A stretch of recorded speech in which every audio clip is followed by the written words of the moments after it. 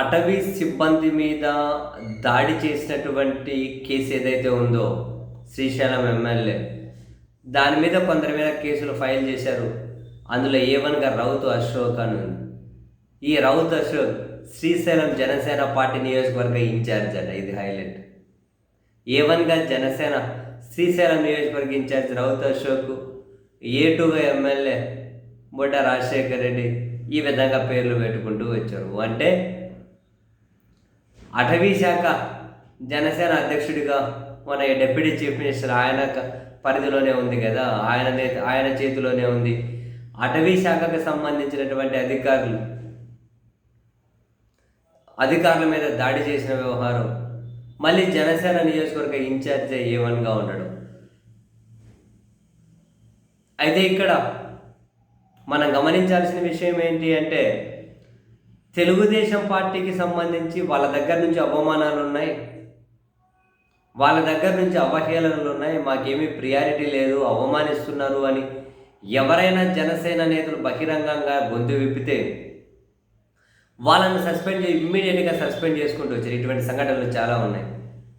And ఒక driver హత్య కేసులో శ్రీకాళహస్తి నియోజకవర్గ జనసేన ఇన్ఛార్జ్ అంతకుముందు ఆమె స్వయాన జనసేన అధ్యక్షుడితోని పంచాయతీ సెటిల్మెంట్ కోసం ప్రయత్నాలు చేశారట. ఆమె మీద జరిగిన కొన్ని కుట్రలకు ఆమె పోలీసులకు వెళ్ళి మీడియా ముందుకు వెళ్ళి చెప్దామనంటే ఈయన చెప్పనీయకుండా ఆపారట. చివరికి అది జనసేన వీరాభిమాని అయిన ఆ నియోజకవర్గ శ్రీకాళహస్తి నియోజకవర్గ డ్రైవర్ హత్య వరకు పోయింది. సో హత్య విషయంలో ఏమి ఇరుక్కున్నారనగానే అంతకుముందే తన దగ్గరకు వచ్చిన పంచాయతీ కాబట్టి ఏది ఎక్కడి నుంచి వస్తుందో ఎందుకు లేని టక్కని సస్పెండ్ చేసి పెట్టేశారు.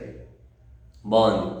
ఇప్పుడు ఇంకా మరి శ్రీశైలం నియోజకవర్గ ఇన్ఛార్జ్ మీద సస్పెండ్ చేసుకుంటూ మరి ఇంకా ప్రకటన రాలేదు జనసేన అధ్యక్షుడి నుంచి, లేకుంటే వాళ్ళ పార్టీ నుండి. ఎందుకు ఆగుతూ ఉన్నారబ్బా? ఇంకా ఆయన పరిధిలో ఉన్నటువంటి అటవీ శాఖ, ఆ శాఖకు సంబంధించినటువంటి అధికారుల మీద దాడి చేస్తే వాళ్ళు రోడ్డెక్కి మాకు న్యాయం చేయాలి, లేకపోతే ఆందోళనలు చేస్తాం, రాష్ట్రవ్యాప్త ఉద్యమానికి మేము శ్రీకారం చుడతాం, ఆ ఎమ్మెల్యేని అరెస్ట్ చేయాలి అని చెప్పి వాళ్ళు ఆందోళనలు చేస్తూ ఉన్నారు.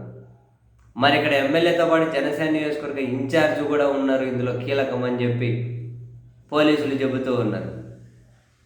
మరి ఇక జనసేన అధ్యక్షుడి నుంచి ఆయన సస్పెండ్ చేసుకుంటే ఇంకా ప్రకటన రాలే. బహుశా ఇక టీడీపీ ఎమ్మెల్యే జనసేన ఇన్ఛార్జ్ ఇద్దరు కంబైన్డ్ ఆపరేషన్ కాబట్టి ఇది జనసేన అతని మీద చర్యలు తీసుకోవాలి అంటే టీడీపీ అధ్యక్షుడి నుంచి ఏమైనా పర్మిషన్ రావాలేమో. ఎందుకంటే జనసేన అధ్యక్షుడు ఈ విషయంలో చర్యలు తీసుకున్నారనుకోండి, అప్పుడు టీడీపీ అధ్యక్షుడి మీద కానీ ప్రెజర్ అవుతుంది కదా టీడీపీ ఎమ్మెల్యే మీద చర్య తీసుకోమని. అందుకని టీడీపీకి ఎక్కడైనా ఇబ్బంది కలుగుతుంది, టీడీపీ అధ్యక్షుడిగా ఉన్న ముఖ్యమంత్రికి ఇబ్బంది కలుగుతుంది అని పాపం జనసేన అధ్యక్షుడు ఇక సైలెంట్గా ఉన్నట్టున్నారు ఆ నియోజకవర్గ ఇన్ఛార్జ్ మీద చర్యలు తీసుకోకుండా.